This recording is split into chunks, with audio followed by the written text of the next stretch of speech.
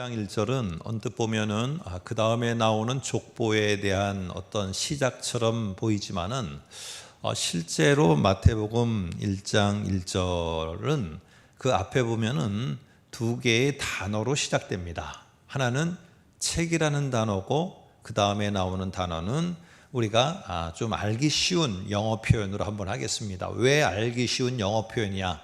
자동차 이름이니까 그렇습니다. 제네시스라고 이렇게 나옵니다. 우리가 영어로 말하면 북, 책, 제네시스 나옵니다. 우리 성경에는 이 제네시스를 뭐라고 번역을 했느냐 하면은 계보, 족보라고 했는데 그거보다는 좀 더 중요한 의미가 있는 것 같아요. 그래서 다시 한번 1장 1절을 풀어보면 이런 말입니다. 아브라함과 다윗의 자손 예수 그리스도의 계보의 책이다. 그런데 우리가 지금까지 이 1장 1절서부터 17절까지는 예수님의 족보 이렇게만 알고 있었는데 우리가 또다시 하나 새롭게 좀 아는 것도 필요하다는 사실이 여기에 나옵니다. 그래서 사실은 우리 성경에는 계보라고 되어 있지만은 이거는 그냥 헬라어 말로는 게네시스라는 말로다가 해야 됩니다. 그래서 게네시스라는 말로다가 해야지 영어로는 제네시스인데 이래야 여러 가지 뜻을 좀 이렇게 함축하고 있거든요. 그래서 이 제네시스에는 계보, 족보라는 말만 있는 게 아니라 그보다 더 중요한 거는 기원, 시작이라는 말이 더 중요하게 쓰입니다. 왜 그러냐? 2절서부터 보시면은 여기에 계속 매절마다 반복돼서 나오는 말이 뭐냐 하면은 낳고 누가 누굴 낳고 이렇게 돼 있습니다.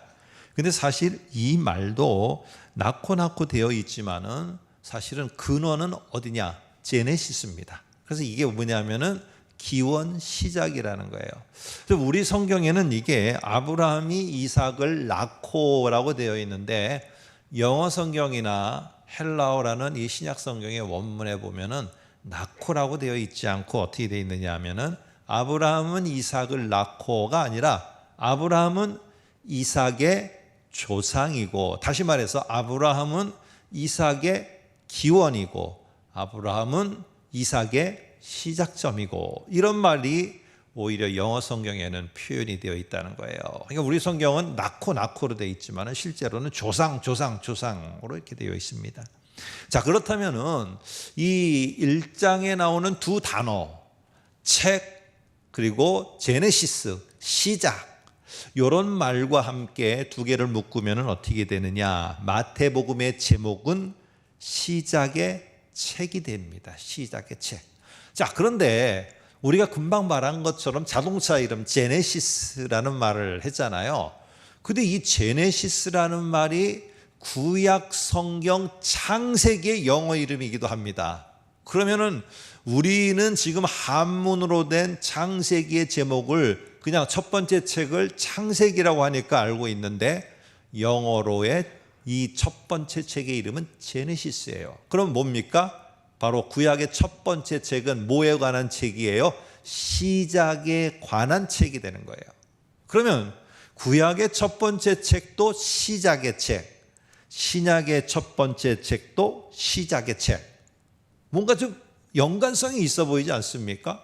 그냥 이거를 그냥 아무 의미 없는 게 아니라 왜 구약의 첫 번째 책이 시작의 책이고 이 신약의 첫 번째 책이 시작의 책인가?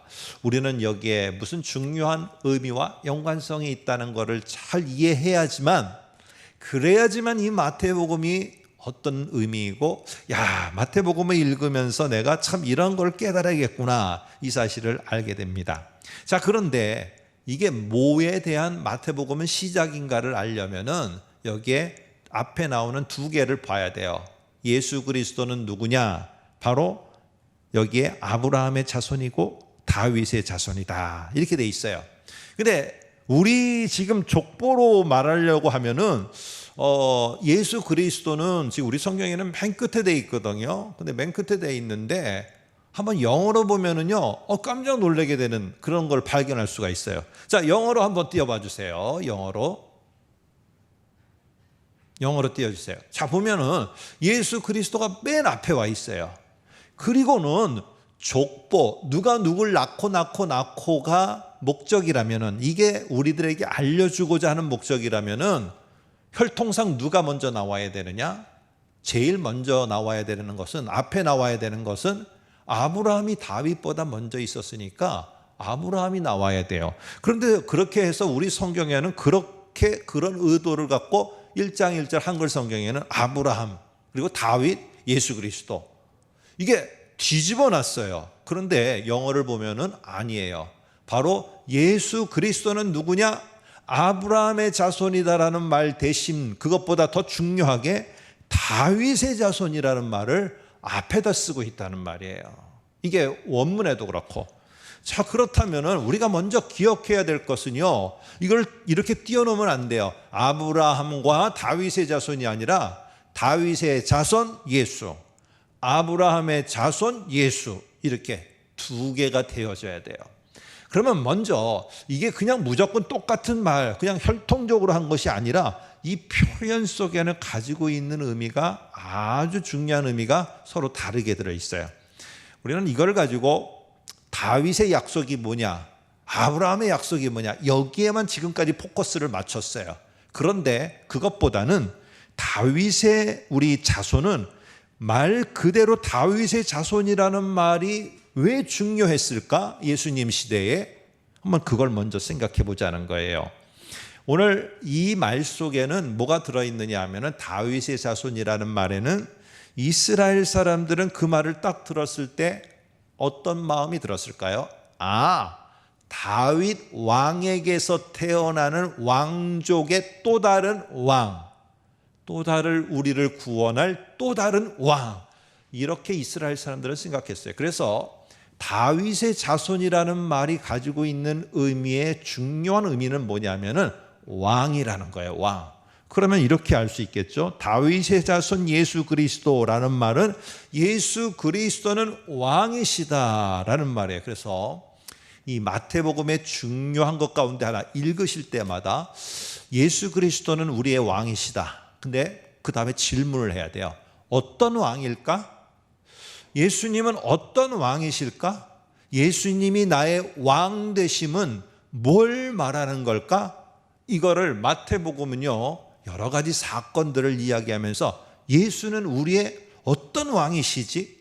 도대체 예수가 나의 왕이라는 말이 무슨 뜻이지? 이거를 계속 밝혀주면서 점점 진행을 하고 있습니다. 그래서 2장도 보면은 동방에서 박사들이 와서 어린 아기 예수를 뭐라고 말하느냐? 왕으로다가 호칭을 합니다. 아니, 어떻게 말 구유에 써 있는데 이걸 왕으로 호칭하는가? 이게 당시의 상황에서 가능했던가? 그런데 왜 그 아기를 왕이라고 했을까? 도대체 그러면 우리가 지금 고백하는 예수가 왕이라는 건 어떤 왕을 말하는 것일까? 동방의 박사들이 드린 예물도 역시 동일하게 왕에게 드리는 예물이었어요. 그래서 마태복음은 철저하게 왕이신 예수 그리스도를 말하는데 어떤 왕인가, 이걸 말한다는 것이죠. 여러분, 예수가 우리 왕이십니다. 우리의 왕이시고 예수 우리 왕이여 찬양도 하고 신앙 고백도 하는데 막상 질문을 해보는 겁니다. 사실 저도 목사인데 질문을 해보는 거예요. 예수가 나의 왕이십니다. 근데 내가 예수가 나의 왕이심을 나는 뭐로다 확증하며 살고 있지? 예수가 나의 왕이신 거를 나는 뭐로다가 확신하며 살고 있지? 그러니까 우리가 또 말씀 사경회 때 들었잖아요. 예수가 왕이신 건 우리를 다스리시는 겁니다. 왕이신 예수가 우리를 다스리시는 거예요. 근데 우리를 다스리는데 하나님이, 그리고 예수님이 왕으로 나를 다스린다는 거를 나는 어떻게 할 수 있지? 그냥 그렇게 한다니까 아멘하고, 그냥 나를 다스리니까 아멘하고, 그냥 예수는 왕, 예수는 나를 통치하시는 분, 그렇게 그냥 믿으면 되는 것인가? 여러분, 이 예수를 갖다가 왕으로다가 표현하는 것 속에는요, 이거는 기독교인이 먼저 한 게 아니라 유대인이 먼저 했어요. 왜 그러느냐? 우리는 잘 알아야 됩니다. 유대인들이 꿈꾸는 왕은 어떤 왕인가? 그리고 다윗의 자손으로 오는 그 유대인들이 기대하고 있었던 왕은 어떤 왕인가? 이걸 알아야 돼요. 혹시 지금 나는 유대인들이 지금 원하는 왕이신 예수를 그렇게 알고 있진 않은가? 그걸 내가 한번 봐야 돼요. 당시에 이 로마 제국 속에서 살고 있었던 여러 나라들은요, 로마 황제의 통치 아래 들어가게 되면은 대표적인 도시가 빌립보 도시입니다. 이런 빌립보 도시 같은 경우에는 황제를 그냥 전쟁도 하지 않고 맞아들였어요. 그러니까 군사를 즉각적으로 보내버립니다. 여러분, 군사를 보내버리고 군사를 통해서 이 빌립보라는 이 도성을 갖다가 막 쑥대밭으로 만드는 게 아니에요. 철저하게 보호해줘요. 뭐 때문에? 황제를 나의 왕으로 인정한 것 때문에. 그냥 외국으로부터 외국 적대국들로부터의 이 침략으로부터 보호를 받고 그 빌립보 성은 평화를 얻고, 그리고는 황제가 거기에 자기의 형상을 새겨놓고 자기가 왕이라는 글자를 새겨놓고 그 돈을 갖다가 풀어줘요. 그러니까 경제 활동이 왕성하게 일어나요. 내 사업이 잘 되고요, 물물 교환이 잘 되고, 여러 가지 일들이 황제의 그늘 아래서 보호도 받고 여러 가지가 잘 되는 거예요. 이게 황제를 나의 왕으로 인정하는 거예요. 그런데 오늘 우리도 사실 예수는 나의 왕이라고 고백할 때, 예수님이 나를 통치하고 내 가정을 통치하고 계시고 그리고 나의 자녀들을 통치하고 계시다는 걸 내가 어떻게 아느냐는 거예요. 뭘로 다 그걸 여러분들은 통치하고 있다는 것을 확신하고 있습니까? 오늘 이렇게 저에게 질문해 보면 저도 이렇게 대답을 할 거예요. 하나님이 내 생활을 안전하게 보호해 주시고, 내 자녀가 가는 길을 형통하게 해 주시고, 내 사업의 길도 열어주시고, 물론 왕이신 예수님이 이렇게 해주세요. 우리 성도님들 가운데 이런 한 해를 보내고 또 이런 새해를 기대하는 분도 있어요. 그런데 저 사람은 그렇게 되는데 나는 안 그렇더라는 거예요. 나도 똑같이 예수를 왕으로 고백하는데 저 사람은 사업이고 저 사람 자녀들은 척척척 잘 되는데 나는 안 그렇더라는 거예요. 그러면 내가 믿고 내가 인정한 예수가 왕이신 것은 뭐고, 저분이 예수를 왕으로 인정한 것은 뭐냐는 거예요. 왜 다르냐는 거예요. 왜? 오늘 우리는요, 예수를 왕으로 인정하면서 우리들의 머릿속에는 누구와 같은 왕을 기대하고 있느냐? 철저하게 황제와 같은 왕을 기대하고 있기 때문에 이게 안 맞는 거예요. 안 맞는 거. 이러면 갈등이 되고 고민이 되는 것입니다.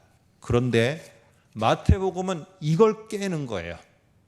마태복음은 철저하게 예수는 우리의 왕이시다. 그러나 유대인들이나 로마인들이 원하는 그런 황제와 같은 왕, 그리고 그런 다윗의 혈통에서 나서 세상을 전복시키고 그러면서 자기들에게 똑같은 것을 가져다 주는 그런 왕이 아니라는 거예요. 그래서 철저하게 마태복음은 우리가 믿는 예수는 왕이기는 하지만 유대인들이 믿고 기대하는 그런 왕도 아니고 로마인들이 믿고 따르는 황제와 같은 왕도 아니라는 거예요. 그러면 우리가 믿는 예수, 왕이신 예수는 어떤 왕이냐?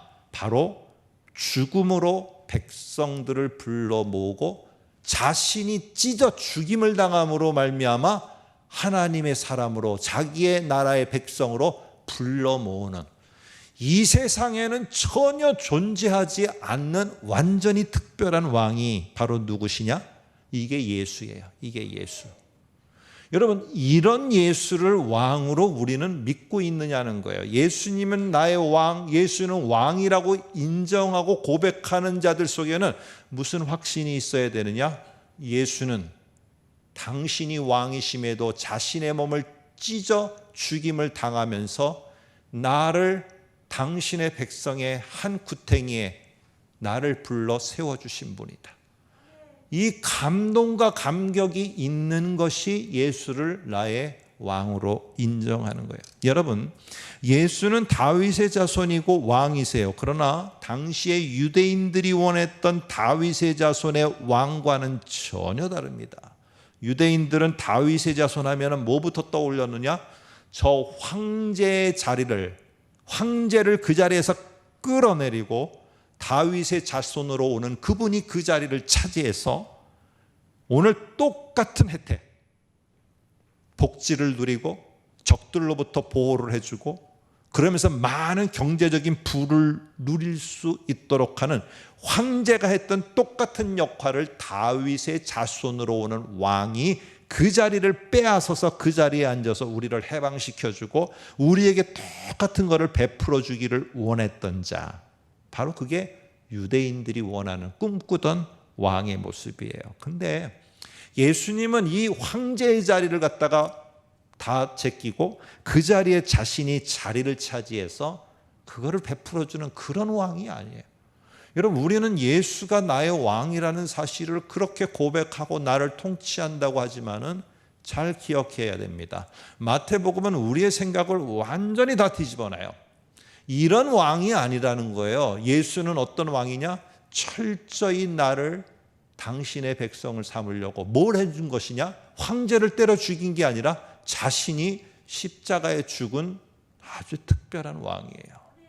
여러분, 이거를 내가 믿는 거예요. 그러면은 답이 돼요. 내가 예수를 믿어 하나님 주님의 나라의 한 백성이 된 거, 저 사람이나 나나 변함이 없어요. 똑같아요.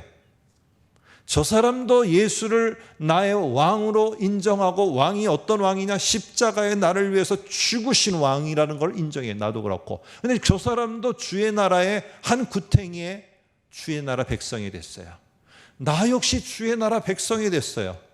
여기에는 차등이 없게 돼요. 근데 만일에 황제와 같은 왕으로서 예수님을 인정하면 잘 형통한 길을 열어주고 막 같은 길에 보호를 해주고, 나는 그렇지를 않아요. 맨날 나는 너무 힘든 삶을 사는 거예요.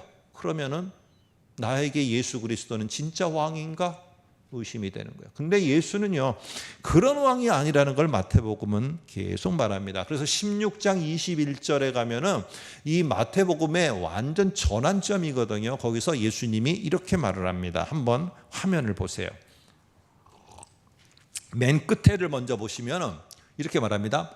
비로소 나타내시니, 드디어 이 시점에서 예수님이 자신이 어떤 왕이신 것을 갖다가 제자들에게 명확하게 드러내 보이시니, 요 전까지는 예수님이 자신이 어떤 존재고 어떻게 될 것에 대해서 한마디도 언급을 안 합니다. 근데 요때 딱 말을 하는 거예요. 왜 요 타이밍에 말했을까? 조금 있다가. 오늘 예수는 어떤 왕이냐? 바로 이런 왕이에요. 예수 그리스도께서 자기가 예루살렘에 올라가 장로들과 대제사장들과 서기관들에게 많은 고난을 받고 죽임을 당하고 제3일에 살아나야 할 것, 살아나야 할 자, 이게 예수가 왕이신 분이에요. 이거를 여러분 생각해 보세요. 여러분이 만일에 이 말을 들었다면, 내가 지금 꿈꾸는 세상과 꿈꾸는 왕은 황제를 때려잡고 그 자리에 앉아서 황제가 주던 거를 유대인들에게, 로마인들에게 주던 거를 유대인들에게 베푸는 이런 다윗의 자손, 이런 왕을 꿈꿨어요. 그런데 아니, 자기가 지금 십자가에서 죽고 자기가 고난을 받는데요, 여러분 같으면 어떻게 돼요? 막아서야죠. 그렇게 절대 되면 안 됩니다. 그러니까 베드로가 예수 그리스도가 가는 길을 막아선 거예요. 그래서 오늘 단어는 중요합니다. 다윗의 자손 예수는 예수인데, 이게 유대인 너희들이 꿈꾸는 다윗의 자손은 아니라는 거예요. 이 다윗의 자손인 예수는 그대로 이 약속에 따라서 오신 분은 맞지만은 철저하게 죽고 고난당하는 이런 왕이라는 걸 말하고 있어요. 근데 이걸 말하는 타이밍이 16장이에요. 근데 16장 13절에 보면은 그 장소가 어딘 줄 아세요? 옛날 성경에는 가이사랴 빌립보, 지금 성경에는 빌립보 가이사랴. 그래서 중요한 거는 가이사랴예요. 이 가이사랴가 뭐냐면 황제예요, 황제. 그래서 이 지역은 황제의 신상이 있었어요. 예전에는 이 지역이 판이라는 신이 있어서 판의 신전이 있었던 곳인데, 이 예수님 당시에는 판의 신전보다는 황제의 신상과 함께 황제의 신전이 더 큰 영향력을 끼치고 있었어요. 황제의 신전이 있는 바로 그 타이밍에 그곳에서 예수님이 딱 여기 묻고 답을 하시는 거예요. 너희는 나를 누구라고 하느냐? 여러 가지 말을 하지만은 예수님의 답은 그거예요. 나는 저기 서 있는 저 신상 황제와 같은 자가 아니다. 나는 고난받고 죽고 제3일에 부활할 이런 왕, 이런 다윗의 자손이다. 명확하게 가르쳐 주십니다. 여러분, 그러면은요, 주님이 이루시는 그 나라의 시작점도 뭐냐? 죽음과 고난이에요. 그리고 왕이신 그분도 달라요. 죽는 왕이에요. 고난받는 왕이에요. 그러면 그 나라의 백성이 된 저와 여러분도 로마 제국에 사는 사람들, 그 백성들과는 달라야 되는 거예요. 달라. 왕도 다르고 왕이 세운 나라도 다른데 백성은 로마에 사는 그런 백성과 똑같다? 이거는 뭔가 다른 게 아니죠. 백성도 달라야 돼요. 그래서 주님이여, 나를 위해서 죽으시고 나를 위해서 다시 살아나신 왕이신 주님, 그 왕을 인정합니다. 나는 믿습니다. 제가 그 나라 백성이 됐습니다. 제가 그러면 어떻게 살까요? 했을 때 오늘 예수님이 나와 함께하는 나라의 백성들은 이렇게 살아야 되는 게 이 나의 나라의 삶, 백성의 삶이다 하면서 가르쳐주는 게 산상수훈이라는 마태복음 5장, 6장, 7장의 내용입니다. 여러분, 그러면 다시 한번 돌아가서요, 이 마태복음은 예수님, 왕이신 예수님의 그 죽으심과 부활하심을 통해서 뭘 시작하시려고 했을까요? 그리고 예수님이 왕이시면 어쨌든 죽고 부활하셨으면 이제 내 가정과 내 자신과 그리고 내 일터와 모든 곳곳을 통치하시고 다스린다고 하는데, 그러면 어떤 방법으로 통치를 하시는 걸까? 아니, 어떤 방법으로 나의 가정을 지금 통치하고 계시는 걸까? 아무리 둘러봐도 도대체 예수님이 우리 가정 어떻게 통치하고 있는 거지? 통치하신다고 내가 지금 말은 했는데 도대체 어떻게 통치하는 게 나타나는 거지?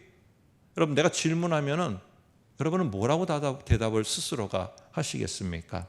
자, 그러면 마태복음은 새로운 시작이에요. 뭐의 새로운 시작일까? 창세기도 시작이에요. 뭐의 시작일까?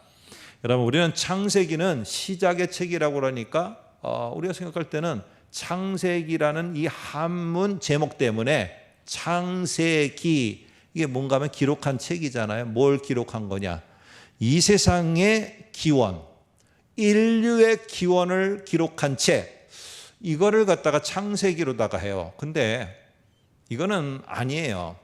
이 창세기는 따로 떨어뜨려 놓으니까 모세오경을 이렇게 하는데, 이 모세오경이라는 창세기에서부터 신명기는 이스라엘 속에 있어서 한 세트의 책이에요. 이 5권을 그래서 우리는 모세오경이라고 하지만 유대인들은 이 5권의 책을 뭐라고 부르느냐 하면은 한 세트로 된 이 책을 토라라고 부릅니다. 토라. 그래서 이스라엘은 토라 하면은 이것이에요. 우리 신약 성경에는 뭐라고 하느냐 하면은 율법과 선지자 할 때 율법이라고 한 말이에요. 이게 5권의 책이 세트예요. 그러면 이 5권 세트의 가장 중심은 뭐냐? 핵심 내용이 뭐냐? 자, 화면을 띄워주세요. 이 내용입니다. 여호와는 이스라엘의 하나님이 되시어 이스라엘을 당신의 거룩한 백성으로 세우셨다. 이게 이 토라, 우리 신약 성경에는 율법과 선지서의 율법에 해당하는 이 5권의 핵심이에요. 자, 그러면 이 5권의 책 중에 가장 핵심인 이스라엘의 하나님 되시고 그 하나님이 이스라엘을 당신의 거룩한 백성으로 삼으셨대요. 그럼 우리는 언제부터 이 거룩한 백성 삼기를 시작했을까? 우리는 창세기 1장 1절 아닙니다. 창세기 1장 1절이 아니에요. 언제부터 이것을 시작했느냐 하면은 조금 이따 다시 보겠습니다만 아브라함부터 시작했어요. 아브라함부터. 그래서 오늘 마태복음에 보게 되면은 족보처럼 쭉 나오는 얘기 1장 2절에 보면은요, 앞에 노아도 있었어요. 훌륭한 사람. 근데 노아 이런 얘기 안 해요. 누구부터 시작하느냐? 아브라함부터 시작해요. 그래서 중요한 건 뭐냐? 창세기는 시작의 책인데 무슨 시작의 책이냐? 왜 도대체 하나님이 저 이스라엘을 당신의 거룩한 백성으로 만드셔야 됐는가? 뭐 하려고? 저 거룩한 백성을 만드는 시작이 바로 이것이구나라는 걸 알려주는 책, 이게 창세기예요. 한번 이제 조금 더 설명을 이제 넓혀보겠습니다. 창세기 1장에 보면은 하나님과 관련돼서 세 가지가 하나님이 다스리는 영역 속에 나타납니다. 하나는 저와 여러분이 잘 아는 에덴 동산이에요. 에덴 동산이 있습니다. 그리고 그 속에 누가 있느냐? 하나님이 마지막에 만드신 인간이 있어요. 그리고 거기에 인간과 하나님과 에덴 동산 이 세 개 사이에 뭐가 있느냐? 하나님의 명령이 있어요. 생육하고 번성하고 땅에 충만하라. 하나님이 이 땅을 다스리는 방법이, 하나님이 이 땅을 다스리고 있다는 것을 인간은 어떻게 아느냐? 인간은 하나님의 명령을 듣고 명령을 그대로 행하고 나아가면은 내가 뭐를 만들고 내가 건설을 하고 내가 더 큰 걸 만들고 이러면 꼭 교만해져. 하나님의 명령을 따라 그냥 하나하나 하다 보면은 그 하나하나 하고 한 뒷자리가 어떻게 되느냐? 하나님이 보시기에 좋았더라가 되는 거예요. 그래서 하나님은 이 땅을 누구를 통해서 통치하시느냐? 인간을 통해서 하나님은 점점점 자기가 보기에 좋은 것으로 만들어 가셔요. 그런데 인간이 이게 하나님의 명령에 불순종을 해버렸네요. 그러니까 어떻게 되느냐? 인간이 무너지니까 인간이 잘 다스려야 될 땅도 가정도 직장도 일터도 다 무너지는 거예요. 다 무너지는 거. 이러다 보니까 하나님은요, 자기가 창조하신 이 땅의 모든 영역이 저렇게 무너지는 걸 보지 못해요. 그래서 하나님은 어떻게 했느냐? 창세기 시작의 책, 뭘 시작하셨느냐?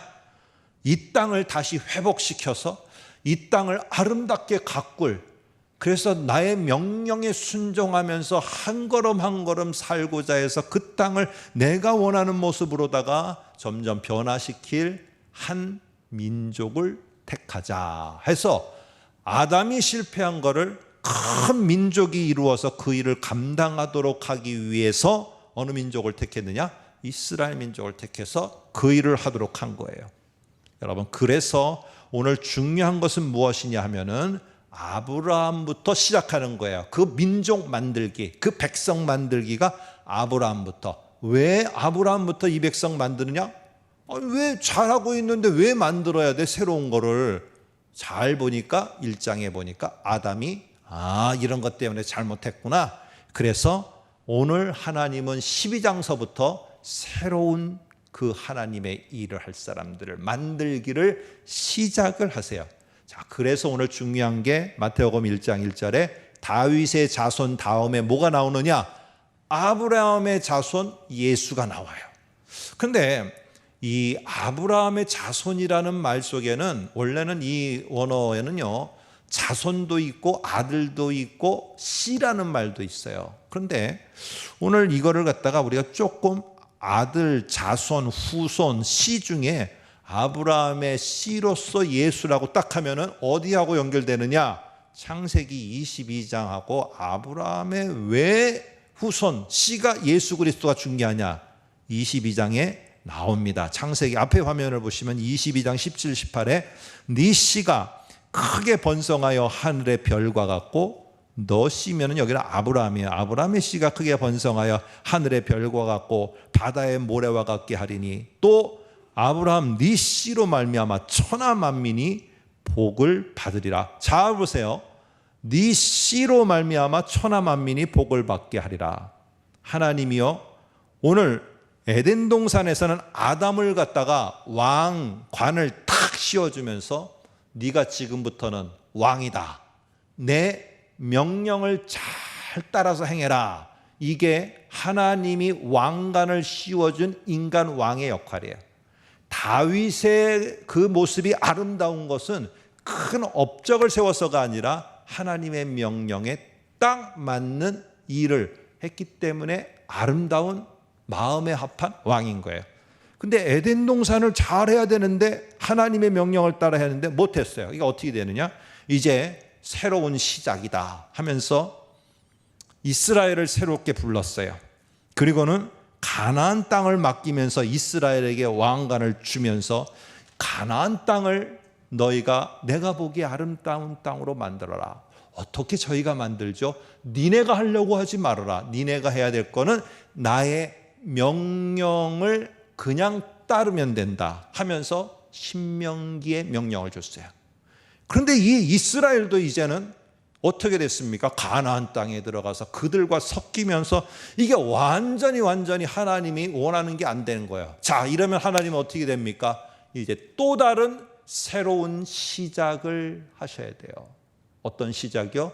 이 땅을 하나님이 정말 보시기에 좋도록 할 자들. 근데 이제는 한 사람이 아니고 한 민족이 아니라 모든 민족으로 하여금 그렇게 하도록 계획하셨어요. 이게 바로 누구를 통해서? 자, 갈라디아서 3장 16절 이렇게 말합니다. 아까 아브라함에게 한 이 약속들은 아브라함과 그 자손에게 말씀하신 것인데 여럿을 가리켜 그 자손들이라 하지 아니하고 오직 한 사람 가리켜 네 자손이라 하셨으니 곧 그리스도라 하면서 이 엄청난 큰 모든 민족이 하나님 앞에 불림을 받아서 새로운 나라의 새로운 백성이 되고 왕관이 쓰여지고 그리고 우리들에게 주어진 각각의 영역에서 하나님 앞에 그 명령을 따라 수행하면서 하나님의 통치가 거기에 일어나도록 하는 이 엄청난 시작이 누구로부터 시작되느냐? 자, 여러분들 보세요. 그게 바로 시작을 일으킨 분이 예수 그리스도 우리의 왕이십니다. 이게 마태복음의 전체 내용입니다.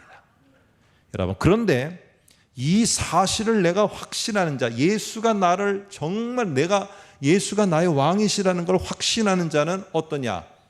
예수님이 자신의 몸을 찢겨가면서까지 죽으시면서까지 나를 불러서 나의 왕관, 나 머리에 왕관을 씌우시고 당신의 능력을 나에게 주시고 당신의 권위와 권세를 주셔서 내가 그분의 말씀대로만 순종하며 살면은 내가 가는 뒷걸음에 하나님 예수 그리스도의 아름답게 역사하심이 나타날 것을 내가 믿고 행하는 것, 이게 예수는 우리의 왕이라는 고백과 확신의 모습이에요. 여러분, 그러면은요, 우리 자녀가 어떻게 되느니 뭐가 아닌 그게 아니라 중요한 거는 누구에게 달려있느냐? 나에게 달려있는 거예요. 나에게. 내가 지금 어떻게 하느냐가 예수를 나의 왕으로 인정하느냐 아니냐 있는 겁니다.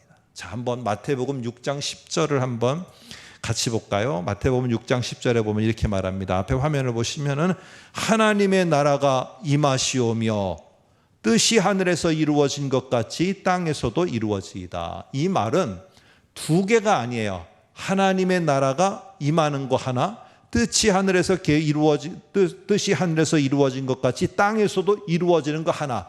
이렇게 두 개가 떨어진 게 아니라 도대체 하나님의 통치가, 하나님의 다스림이 어떻게 일어나느냐? 하나님이 계획한 뜻이 있어요. 그 명령이 예수 그리스도가 죽으시면서 부른 저와 여러분들에게 그 명령이 주어지게 돼요. 그러면 그 명령을 따라서 이 땅에서 우리가 하나하나 행하게 될 때 결국 그 다스림은 내가 행하는 뒤안길에서 나타나게 되는 거예요. 여러분, 이게 하나님과 예수님의 통치 방법이에요. 누굴 통해서? 우리를 통해서. 그래서 여기에는 좀 어려운 말로다가 간접 명령, 3인칭 명령이라고 그래요. 뭐라고 하는 거냐?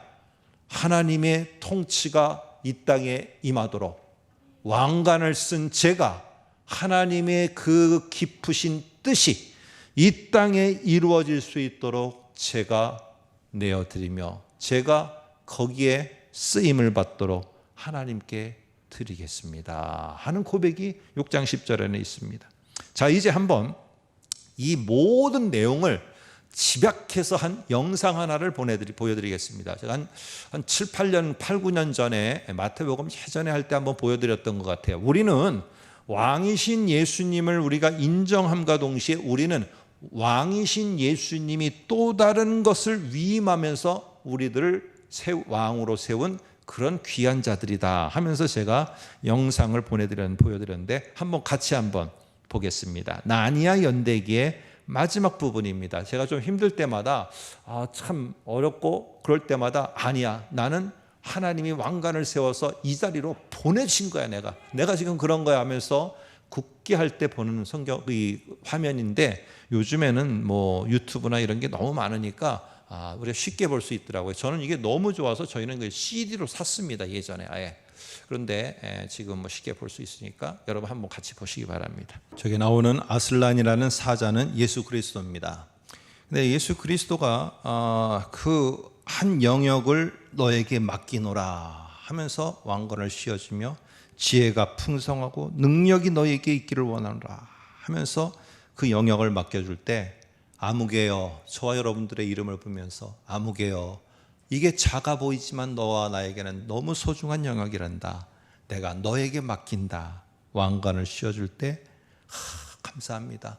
당신이 죽으시면서 나를 불러주셨고 나를 이 영역을 맡겨주시기 위해서 새로운 왕으로 대리자로서 세워주셨는데 아멘, 감사합니다 하는 것이 무엇이냐? 이게 예수는 우리의 왕이심을 인정하는 고백입니다. 오늘 하나님께서 저와 여러분들을 예수 그리스도를 통해서 불러주셨고, 그리고는 한 영역에 왕으로서 대리 통치자로 세워주셨음을 아시고, 그 속에 우리의 능력을 주시고 권위를 주시고 권세를 주셨기 때문에 못한다 하지 마시고 그 맡겨진 것을 내가 하나하나 명령에 순종해 나갈 때 하나님의 그 놀라운 통치가 이 땅에 임하게 될 줄로 믿습니다.